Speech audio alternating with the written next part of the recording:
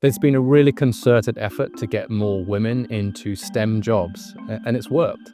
Since 1970, we've seen a threefold increase in the share of STEM jobs that are held by women, from about 9% to around 26%. This is obviously great news. Representation in those fields really matters. But what about men in HEAL? HEAL jobs are those in what you might think of as the care economy: nurses, teachers, etc.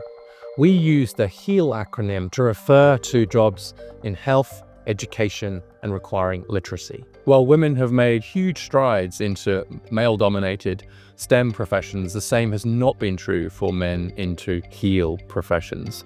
As of 2023, just 22% of HEAL jobs were held by men.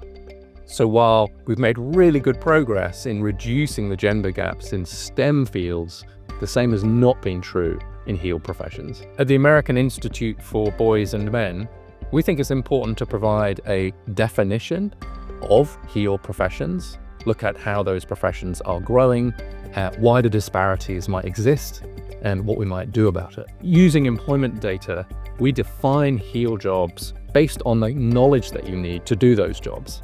So the kinds of knowledge that comes with being able to teach people, education, training, to care for people, both physically, so that would be medicine, nursing, etc., and to care for people in terms of their mental health as well. So it's those social skills which would lead you into areas like therapy too.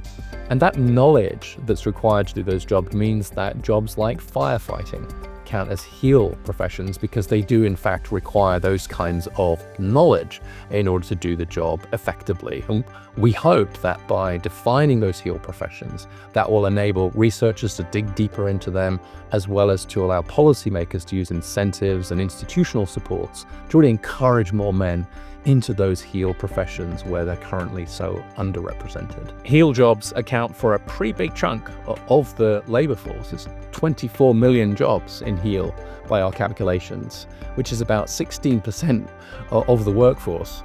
And that number is only going to go up. By 2033, there'll be an extra 1.6 million jobs in the HEAL economy, particularly concentrated in the healthcare sector. So that's medical assistants, healthcare managers, nurses, and so on. Jobs in the HEAL sector are also more accessible to many. By our calculations, about 2 in 5 HEAL jobs don't require a 4-year college degree, compared to less than 1 in 5 STEM jobs that don't require a college degree. The problem is that these HEAL jobs are just not very gender balanced. As I mentioned before, fewer than 1 in 4 HEAL jobs are currently held by men.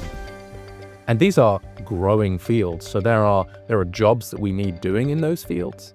We also have many men who are going to be looking for jobs in the new economy, and representation matters. We have students and patients and people needing care who would like to see representation of men and women in those professions. To learn more, visit aibm.org.